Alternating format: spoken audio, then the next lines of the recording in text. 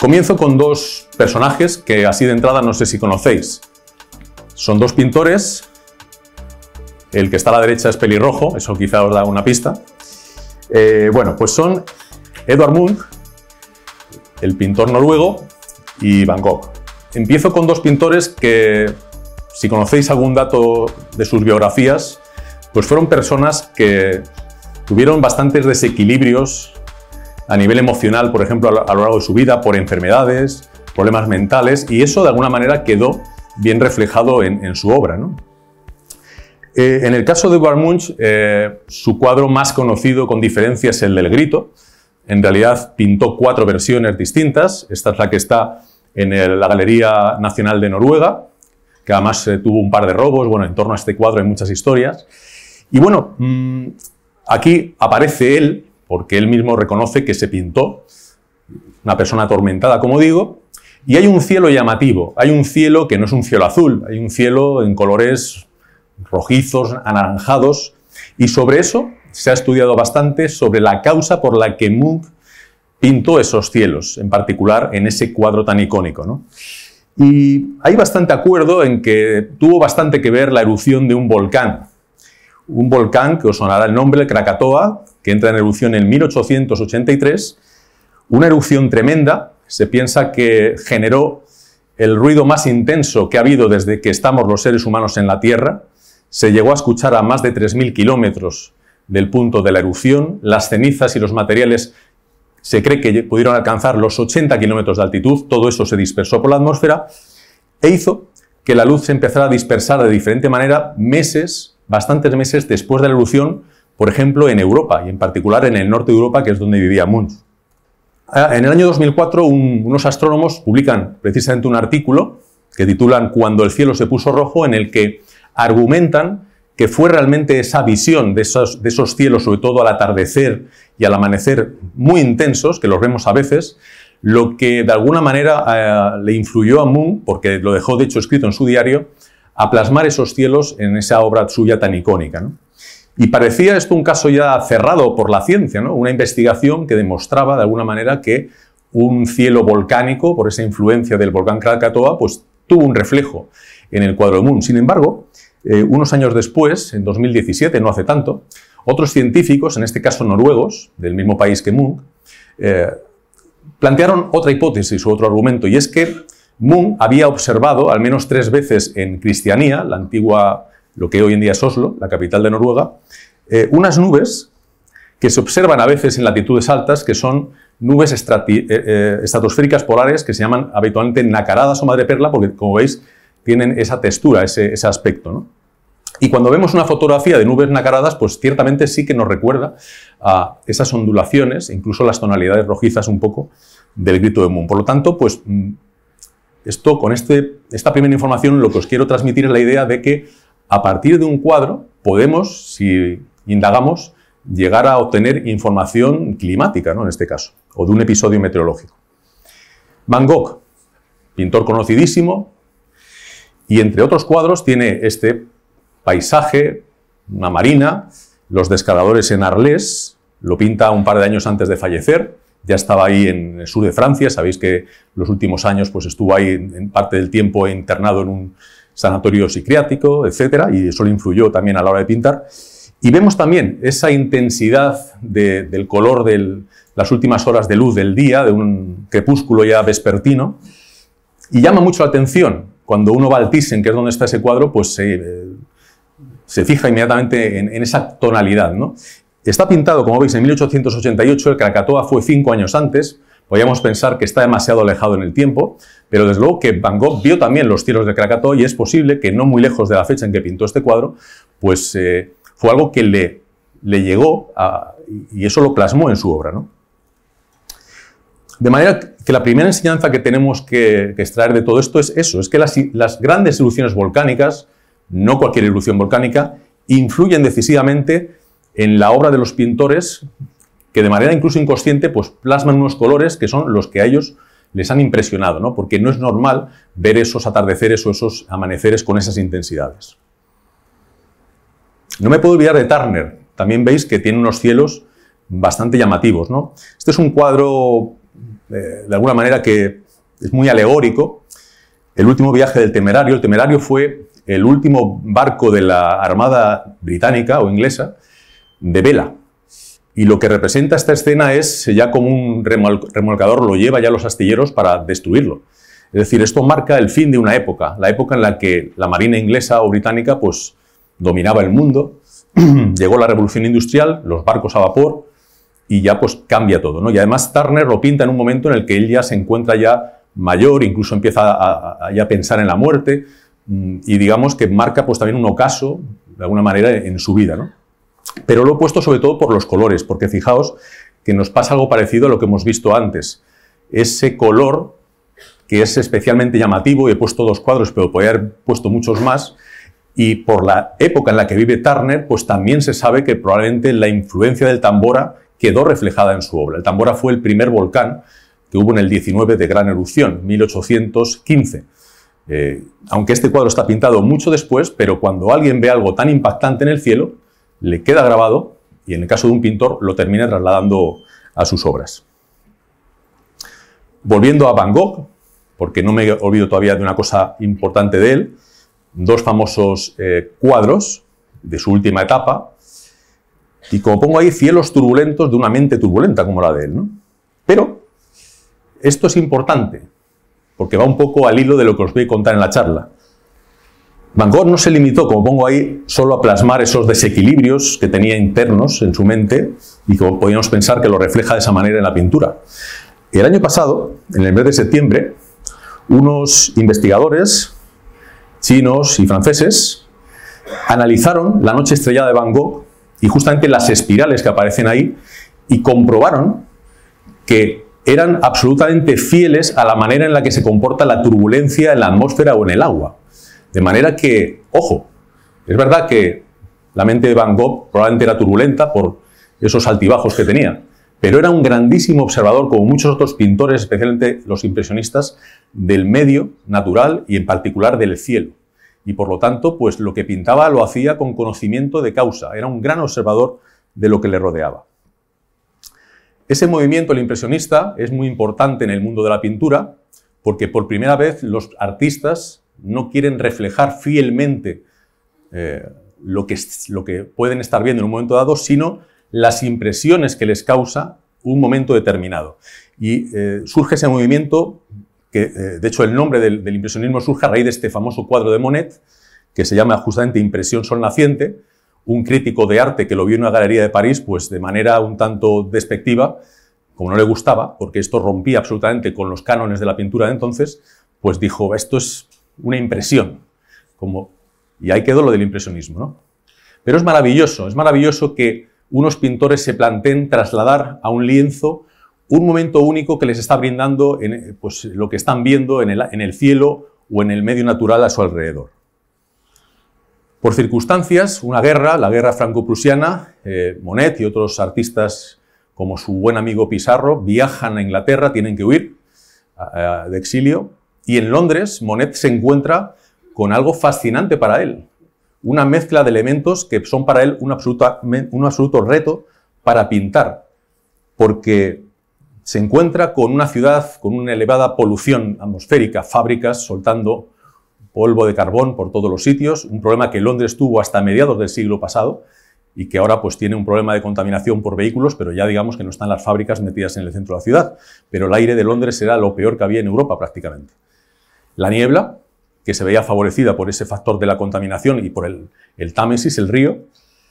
El propio río, un río es algo dinámico y pues su superficie varía de un momento a otro del día y los cambios de luz, lógicamente. La luz al salir, el sol, al ponerse. Y esa combinación pues, le motivó muchísimo a Monet y de hecho estas 3 pinturas últimas son de las series que pinta 30 años después cuando vuelve a Londres en 3 ocasiones y hace series de Westminster y otros sitios para captar esos momentos únicos del río con la niebla, con la polución y crear unas series maravillosas que le llevan a la abstracción que luego, por ejemplo, pues vemos en sus famosas series de nenúfares pintadas allí en Givenchy, en la casa donde vivió los últimos años. A los impresionistas les gustaba, como digo, captar lo que cambia y por eso pues, eran muy asiduos a zonas de mar, porque cuando uno está junto al mar, pues ve esos cambios en el cielo y en la superficie marina. Iban muchas veces a una zona de Normandía, a Etretat, no solamente Bodin en este caso, sino Monet y otros pintores del movimiento impresionista, y captaban eso, un momento, lo que hacemos nosotros ahora con nuestra cámara de fotos, que de repente estamos delante del mar y nos llama la atención un cielo, unas nubes, y lo captaban así, ¿no? Se puede extraer información meteorológica de un cuadro, por ejemplo, esto es un día típico de primavera, que luego os contaré que son los días donde los pintores suelen ir más a pintar o al natural o a hacer bocetos. Nubes, con un cierto desarrollo, cúmulos, el mar algo agitado por el viento, y a lo lejos, en el horizonte, aquí lo veis, hay un barquito que deja una estela de vapor. ¿Veis que es una estela horizontal? Eso, cuando alguien ve que un penacho sale muy horizontal, es un sinónimo de estabilidad atmosférica. Por lo tanto, pues no era un día que había actividad tormentosa o que iba a haber tormentas, sino por ese detalle se puede deducir que era un día típico de primavera de cierta estabilidad. La nieve es otro elemento cambiante, cambia y transforma el paisaje cuando nieva y se deposita el manto de nieve, y una vez que se ha depositado, si deja de nevar, eso va evolucionando. Las zonas donde da menos el sol, se mantiene más la nieve que otras zonas que empieza a deshelarse, y eso es lo que motiva a un pintor impresionista como Pissarro o Monet para pintar de allí donde vivían, en Louveciennes, cerca de París, simplemente durante unos días del otoño de ese año, cómo evolucionó una nevada. Hay una serie de varios cuadros, aparte de estos dos, y se ve perfectamente ese cambio que provoca la nieve en el paisaje, ¿no? Que es un elemento motivador también para un pintor impresionista. Ya que estoy hablando de nieve, no quería dejar pasar por alto mi vuelta a Málaga para enseñaros un cuadro que justamente vi aquí en vuestra ciudad, donde nieva poco, a veces nieva, 1954, ¿no? Bueno, aquí tenéis el Museo Ruso. Vine yo una vez con la radio a visitarlo.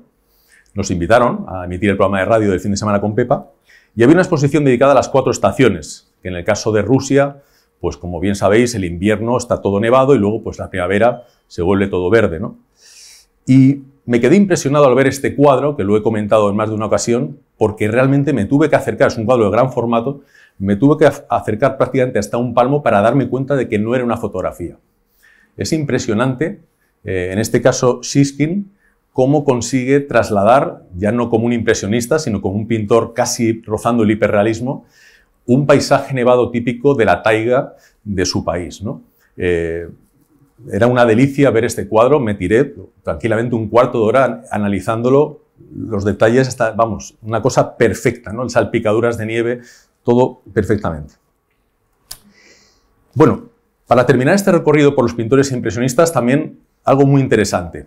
Una serie de cuadros que pinta el pintor francés Alfred Sisley en 1876.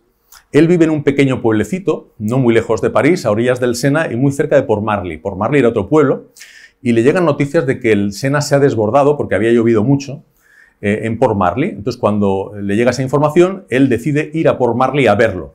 No solo a verlo, sino a plasmarlo en sus pinturas. Entonces, durante varios días está allí pintando lo que ve. Aquí a la izquierda veis el primer cuadro que pinta, y se puede ver pues, perfectamente lo que ocurre nada más desbordarse el río, pues que la gente tiene que salir en barcas de las casas porque probablemente hay 1,5 metros de agua cubriendo todo. Van pasando los días y Sisley nos va mostrando lo que ocurre cuando hay una gran crecida inundación y finalmente va bajando el nivel de las aguas hasta que queda todo convertido en barro. El último cuadro que veis de abajo a la derecha está en el Thyssen, y es el último de la serie donde ya veis todas las calles o la calle principal de Port-Marly llena de barro. Un ejemplo de cómo un pintor ha documentado a través de su obra pictórica, que de por sí es bella, un episodio hidrometeorológico, en este caso una inundación provocada por el desbordamiento de un río, ¿no? Vamos a la pintura española. Vamos a ver también un detalle interesante en este paisaje, en esta vista de Zaragoza, de Juan Bautista del Mazo, yerno de Velázquez, casado con su hija Francisca. El infante Baltasar Carlos, hijo de Carlos IV, le encarga esta vista de Zaragoza, ciudad predilecta de él.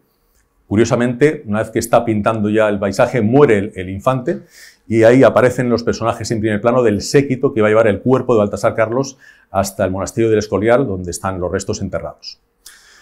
Ahí se ve el perfil de la ciudad de Zaragoza desde la orilla de la margen izquierda.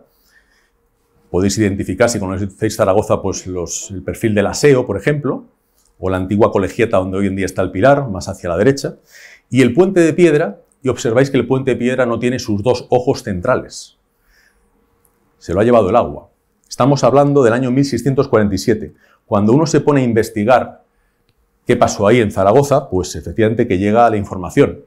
Y es que 2 inviernos antes hubo 2 grandes riadas y una se llevó por delante los ojos centrales del puente de piedra y tardaron varios años después de que Martínez del Mazo pintara esta vista en restaurarlos y en dejarlos en la forma actual, aunque ha habido posteriores restauraciones. Es decir, que un cuadro en este caso nos está documentando una gran riada de un río grande como es el Ebro, ¿no? También es interesante. Muchas veces, o muchas personas van al Prado, ven este paisaje y no caen en la cuenta de que el puente está roto, y es precisamente por una riada.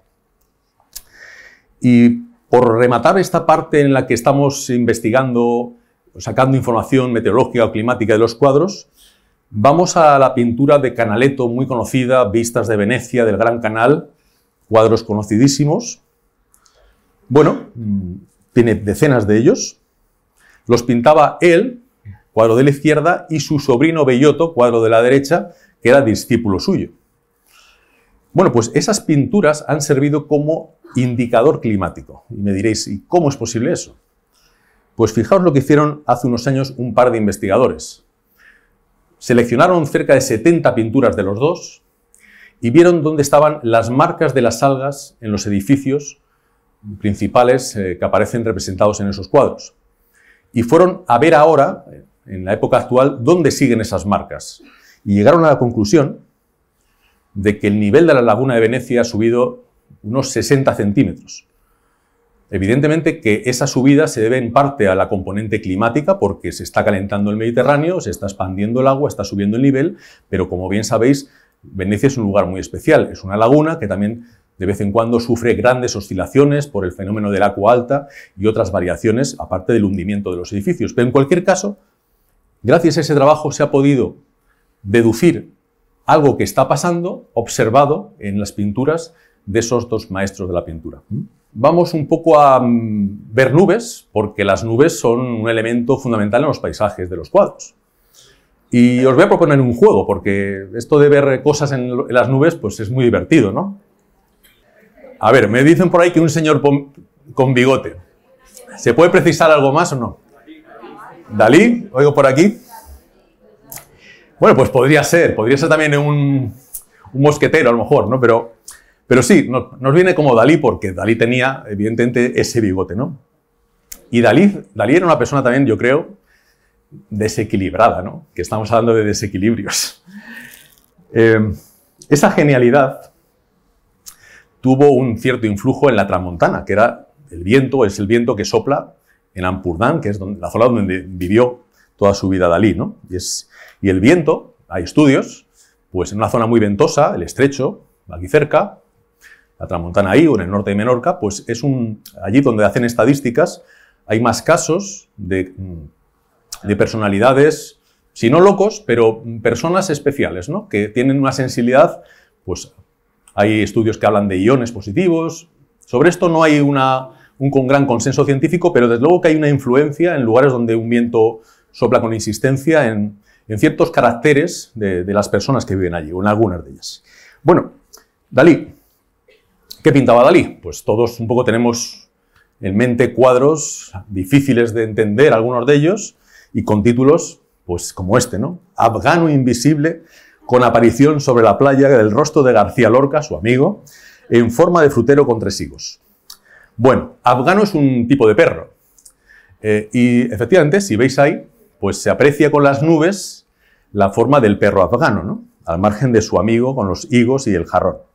Fijaos que ahí la parte central de las nubes del afgano no son nubes como las que podríamos imaginar así un poco con formas redondeadas, son especiales, ¿no?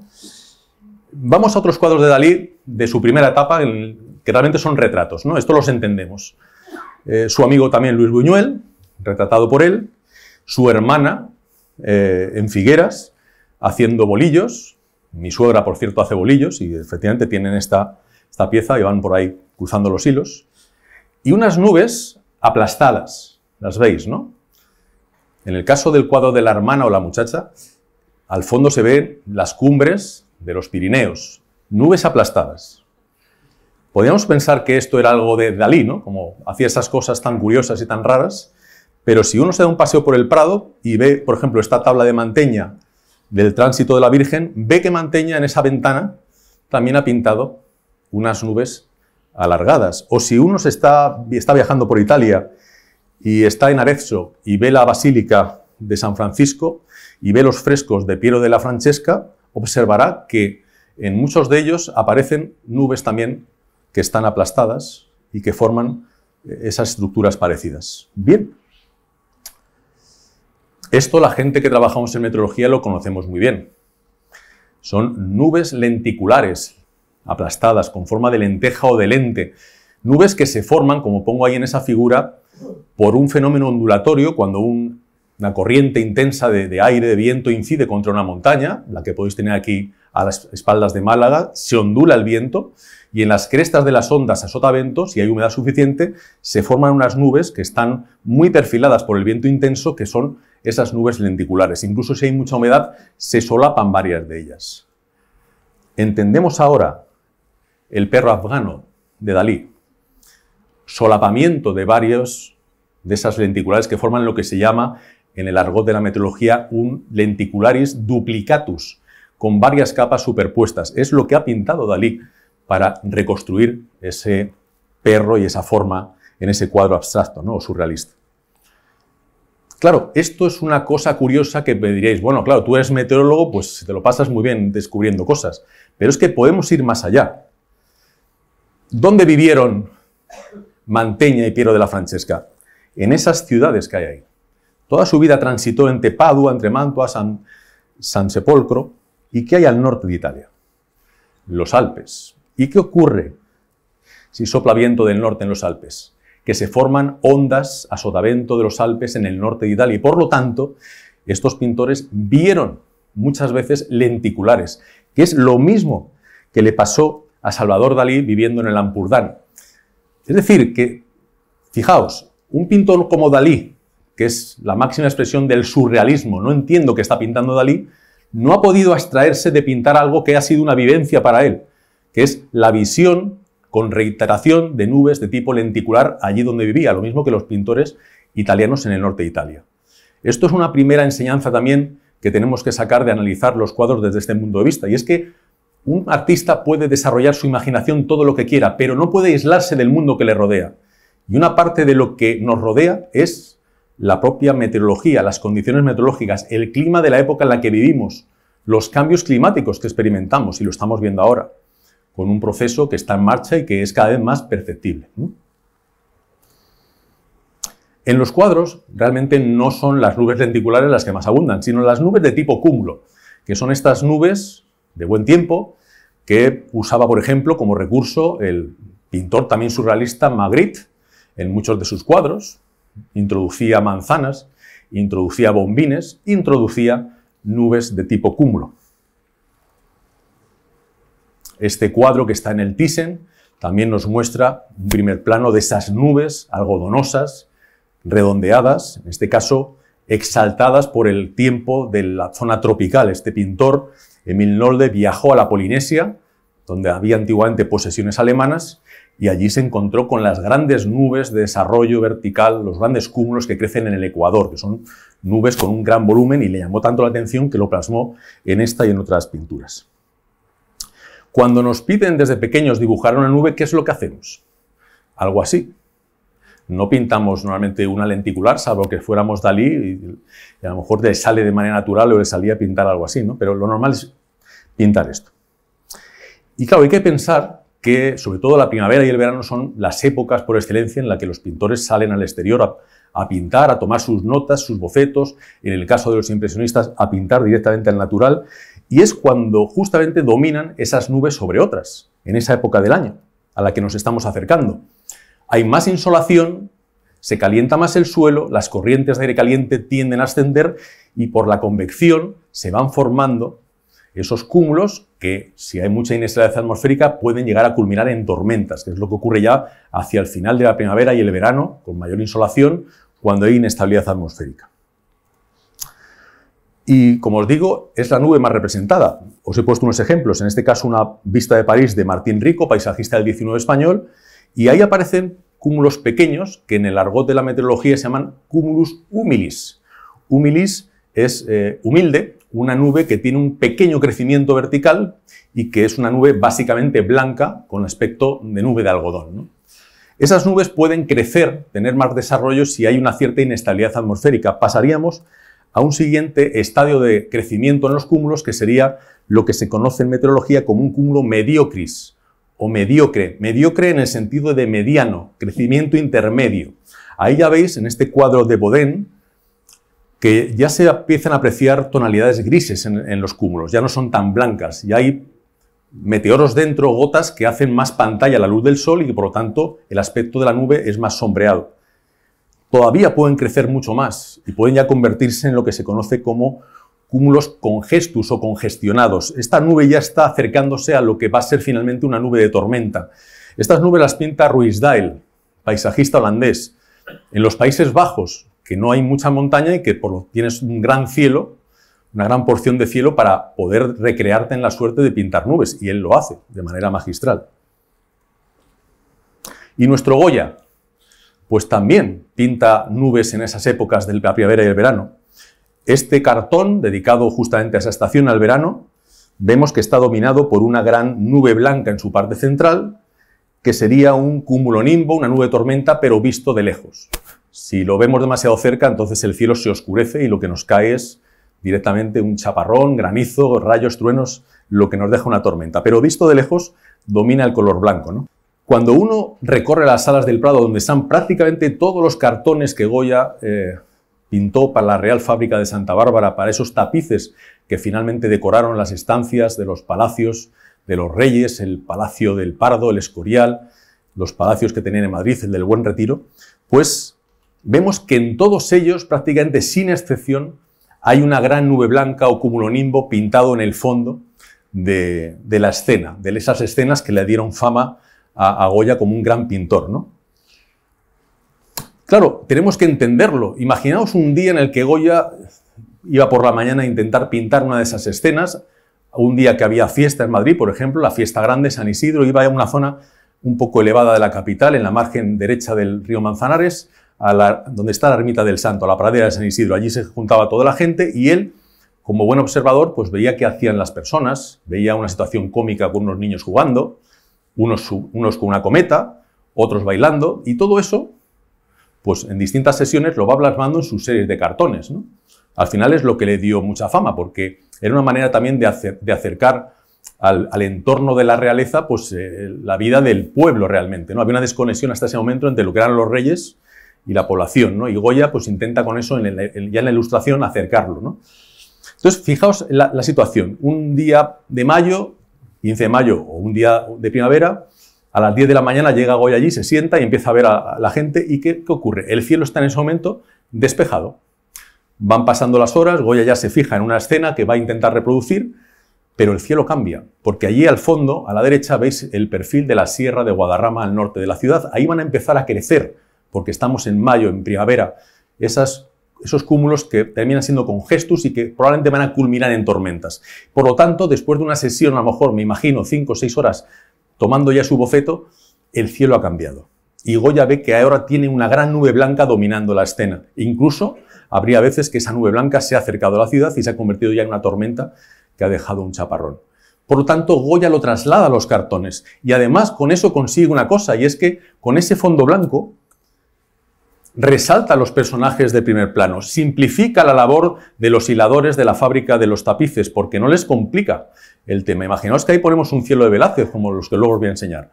Sería esto como muy confuso, ¿no? Por lo tanto, Goya, plasmando la realidad, porque no se está inventando nada, hace un trabajo perfecto.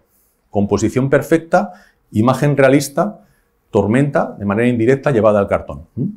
Volviendo a los desequilibrios, esas tormentas son el resultado, como pongo ahí, del desequilibrio de las cargas eléctricas en la atmósfera. En un cúmulo de gran desarrollo se empieza a separar la carga positiva de la negativa y llega un momento de ruptura en el que, por la diferencia potencial, ¡zas!, se abre una línea de descarga y baja el rayo a impactar contra el suelo o entre la nube.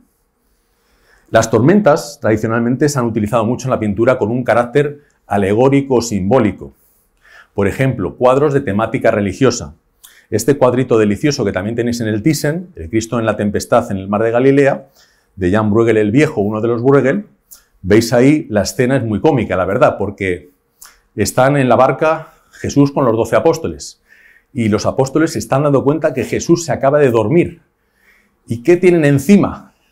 El peligro, la tormenta, llamémoslo el pecado, la tentación, el infierno. La única manera, con Jesús dormido, de protegernos de eso es tener fe. Esa es la lectura del cuadro. Usa la tormenta para eso, para asociar lo que es peligroso, lo que amenaza con la religión, ¿no?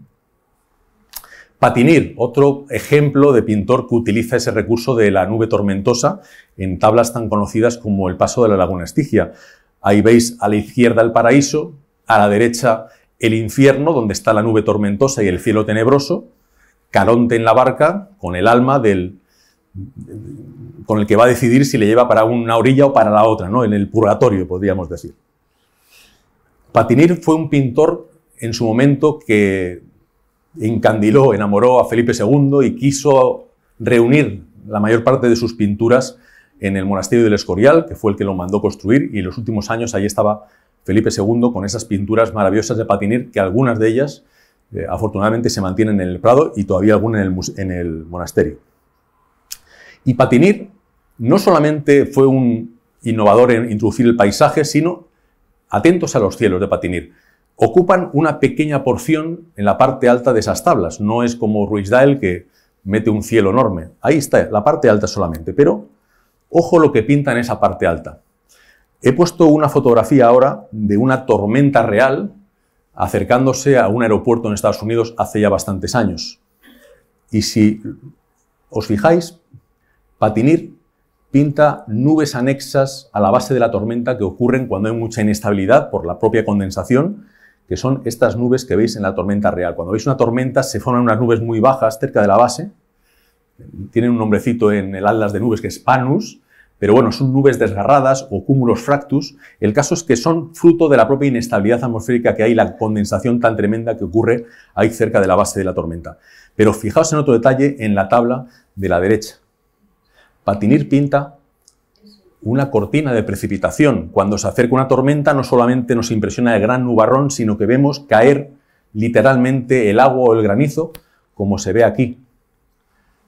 Ese era Patinir, un absoluto observador de tormentas, no solamente un pintor genial que introdujo el paisaje en la pintura europea.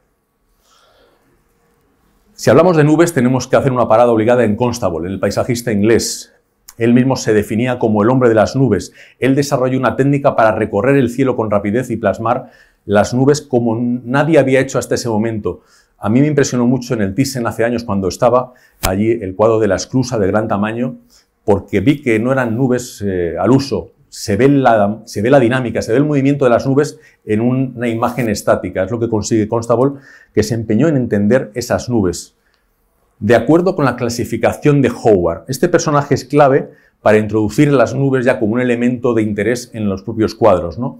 Howard fue un farmacéutico inglés que en 1802, a finales, en diciembre, da una conferencia en Londres, en una sociedad científica, y presenta al mundo la clasificación de las nubes como nadie antes había hecho. Las nubes se resistían a ser clasificadas. Ya había clasificaciones, la famosa de Linneo, de las especies vegetales, de los minerales, pero las nubes, aunque había algún intento, no había manera de clasificarlas porque vemos que es complicado.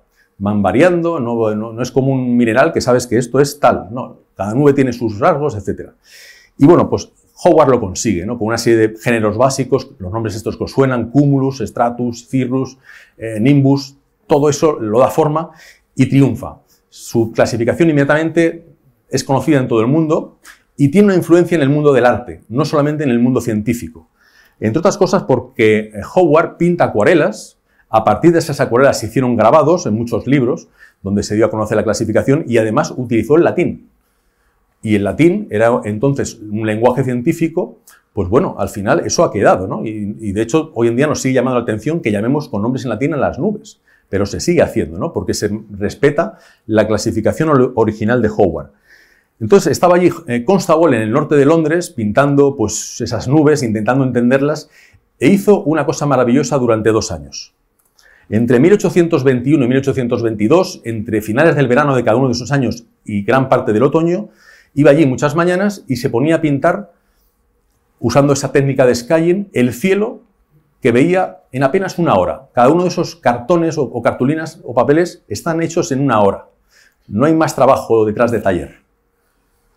Y además no se conformaba con eso. Quería entender por qué en un momento dado veía este cielo y al cabo de 1 hora el cielo había cambiado. Para ello anotaba detrás de las cartulinas qué temperatura había en Londres en ese momento, cómo estaba soplando el viento y luego cómo esas variables cambiaban por el paso de las horas. La idea era entender lo que estaba viendo y plasmarlo de esa manera tan genial, porque al final nos llega la belleza de las propias nubes a través de la pintura de Constable. Pero su objetivo era entender las nubes, básicamente a partir de la clasificación de Howard. Otro personaje importantísimo de la época, nada más y nada menos que Goethe, pues también cayó rendido, como pongo ahí, a los pies de Howard. La clasificación de Howard se empieza a distribuir por todo el mundo, por Europa, y bueno, Goethe le llega tan adentro, lo ve una cosa tan valiosa que se empeña en tener una correspondencia en carta con el propio Howard. Cuando Howard muere en 1864, al año siguiente sale la 3ª edición de su ensayo sobre las modificaciones de las nubes, ahí ves la portadilla, y las primeras 2 páginas aparece un poema que el propio Goethe le dedica a Howard y a los 4 géneros principales de nubes que estableció en la clasificación, ¿no? Si os interesa esta historia, que es muy interesante, os recomiendo ese libro, El juego de las nubes, publicado por Nórdica, hay varias ediciones, donde cuenta ese interés de Goethe por las nubes que clasificó Howard y cómo lo introdujo él en su propia obra. Y Goethe, que vivía en Alemania, le quiso hacer un encargo a otro enorme pintor de cielos, que era Caspar David Friedrich. Y cuando le plantea a Friedrich que pinte las nubes según las ha clasificado Howard, Friedrich se niega en rotundo a hacerlo, porque dice que algo tan perfecto como un elemento nuboso no puede ser acotado por una clasificación humana. Así de tajante se muestra ante Goethe, que realmente no da crédito, porque todo el mundo quería hacer algo con Goethe. Y Friedrich, que se empeñó en mandarle pinturas, pero no aceptó el encargo por su propia ética interna, por llamarlo de alguna manera. Bueno, Friedrich nos regaló, yo creo que algunas de las pinturas de cielos más maravillosas que se han hecho jamás, pero más allá de la calidad técnica que tienen estas pinturas, como el famoso Caminante sobre el mar de nubes, está el mensaje que él nos quiere transmitir con esas pinturas, porque realmente cuando uno ve este cuadro, todos en algún momento nos ponemos en la situación del personaje de espaldas.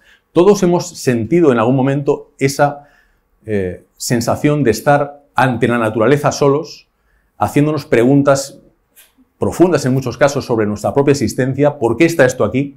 Esto es lo máximo. Yo aquí soy algo secundario. Lo importante es lo que tengo aquí a mi alrededor, ¿no? Él vivía en Dresde, bosques, zonas de montaña, todos los días salía a pasear y todos los días veía este tipo de paisajes que plasma de manera magistral. Las nieblas del río Elba que pasaba por allí, cómo se van levantando por la mañana, en fin, son unas pinturas maravillosas. Es un pintor que no se ha valorado mucho y ahora empieza a hacerse valer su obra, ¿no? Aunque mucha de ellas lamentablemente se perdió durante la Segunda Guerra Mundial. El árbol solitario. Sus cuadros transmiten eso, la soledad ante la naturaleza. Lo que es menos importante es el carácter humano de las cosas, ¿no? Pero he puesto este cuadro, podría haber puesto muchos más, por un detalle que a un meteorólogo no se le pasa desapercibido. Esas nubes han dado mucho que hablar en el mundo de la meteorología durante muchos años, porque hasta 2017, la última edición del Atlas Internacional de Nubes, no se catalogaron los asperitas como una variedad de algunos géneros nubosos. A partir de ese año en el Atlas ya aparece calificado así. Había muchos fotógrafos, y aquí tenemos algún buen fotógrafo malagueño, José Luis Escudero, que está ahí detrás, que habían fotografiado asperitas, pero no estaba clasificada esa nube. Y entonces pues había continuamente una reclamación a la Organización Meteorológica Mundial de que tenían que catalogar esa nube. Y finalmente se hizo. Y vamos, yo apostaría bastante a que aquí Friedrich ha pintado unas asperitas, algo que pasa bastante desapercibido, salvo que estén metido en el mundo de las nubes. Y hablando de desequilibrios, este cuadro pues impacta bastante, ¿no?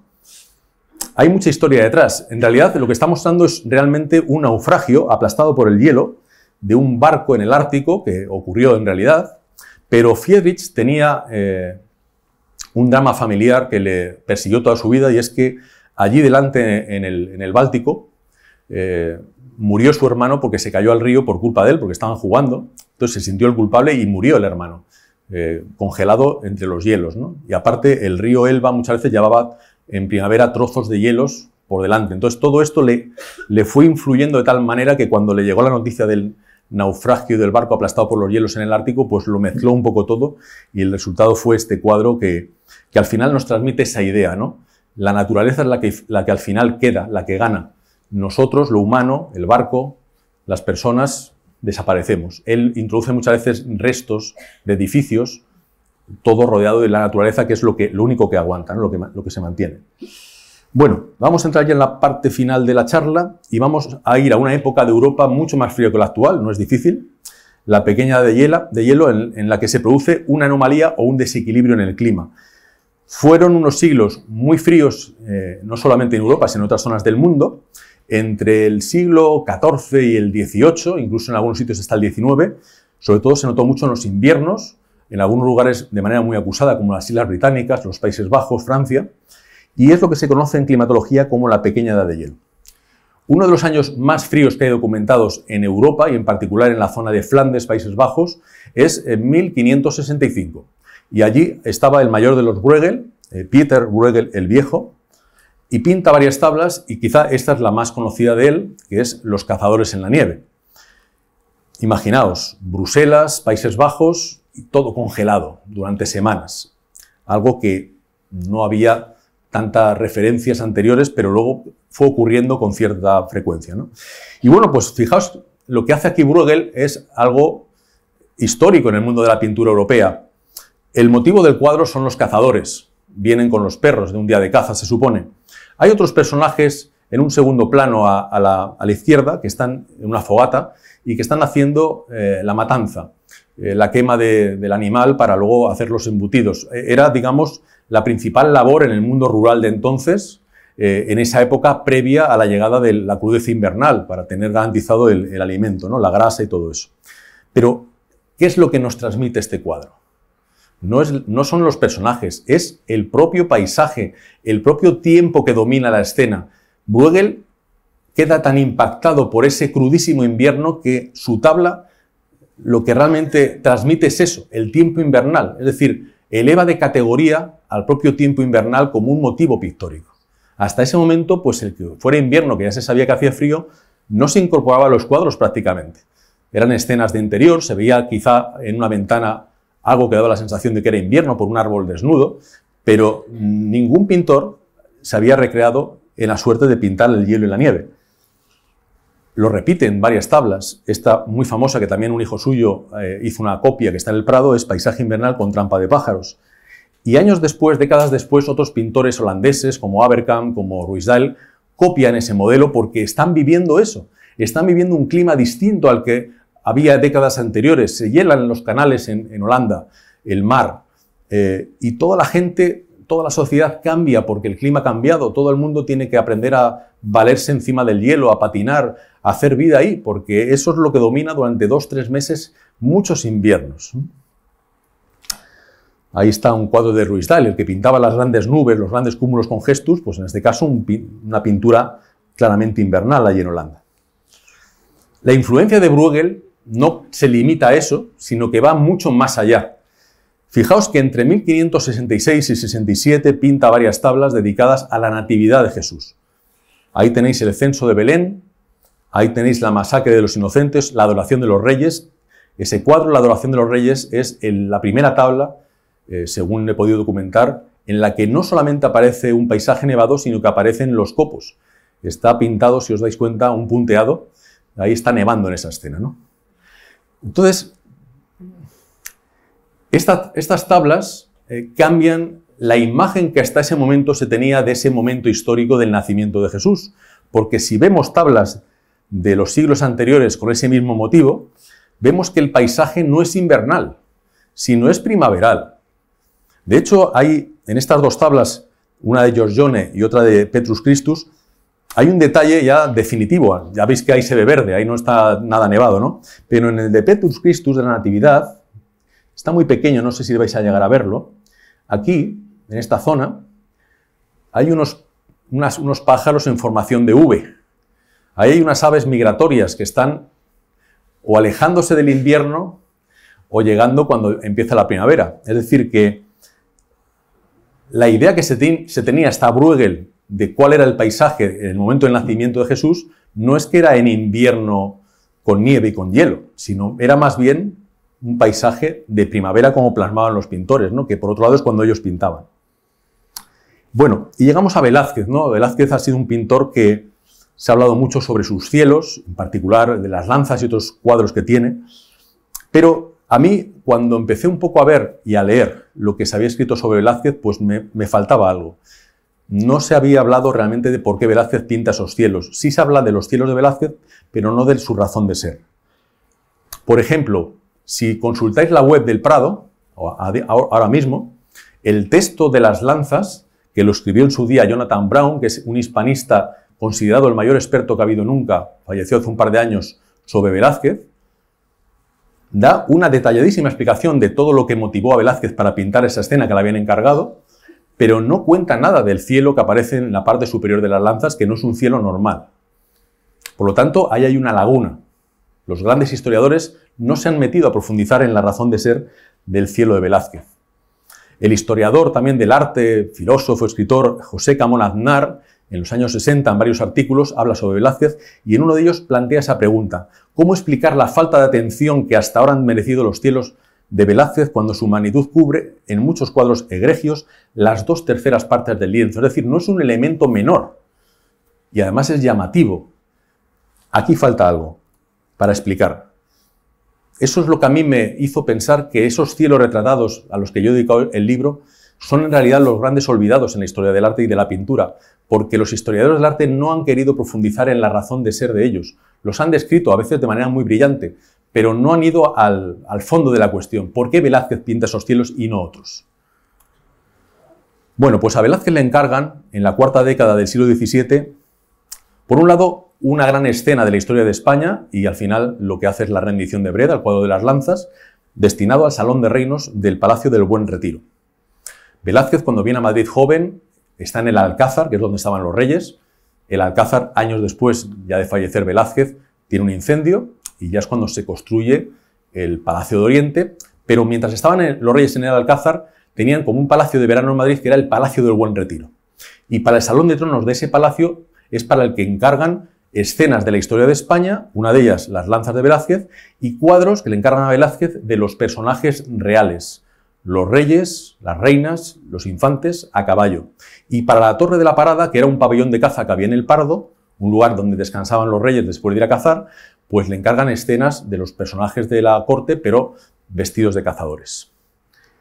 Y en todos esos cuadros aparecen los maravillosos cielos velazqueños. El retrato del príncipe Baltasar Carlos, que iba encima de una puerta en el Salón de Tronos de los Reinos, con un cielo y un paisaje de la sierra donde se llega a identificar la Maliciosa, que es un pico bastante conocido de la Sierra de Guadarrama. El retrato de Felipe IV, su rey, a caballo, que tenemos una copia también en la Galería de los Uffizi en Florencia, pero está en el Prado.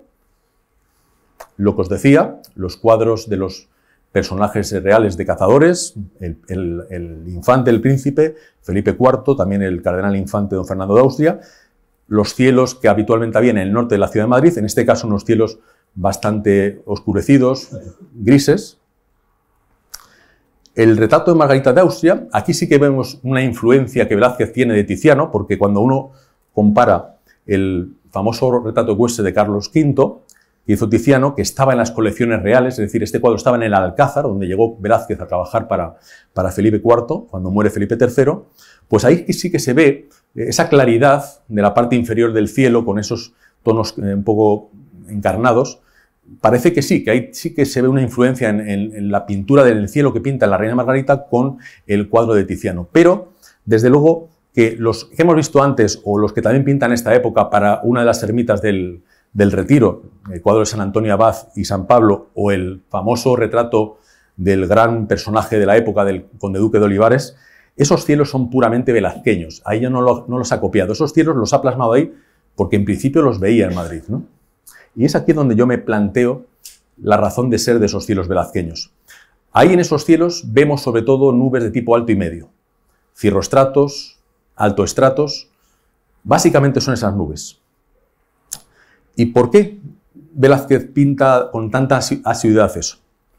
Bueno, yo cuando me puse a investigar esto, una de las primeras cosas que encontré es que había quien decía que Velázquez no pintaba el cielo muy azul y metía ahí muchos blancos, grises y tal, para economizar, racionar lo que llamaban entonces el oro azul, que era el famoso lapislázuli, un pigmento muy caro porque solamente había una mina, y hay prácticamente en el mundo, en la antigua Persia, por ahí por Irán, y de ahí lo traían por la ruta de la seda, entraba por Venecia, Europa, y bueno, pues era muy complicado de conseguir y era muy codiciado porque el azul que daba el lapislázuli en los cielos, en los mantos de las vírgenes, era un azul muy intenso, duradero, no se degeneraba con el paso del tiempo.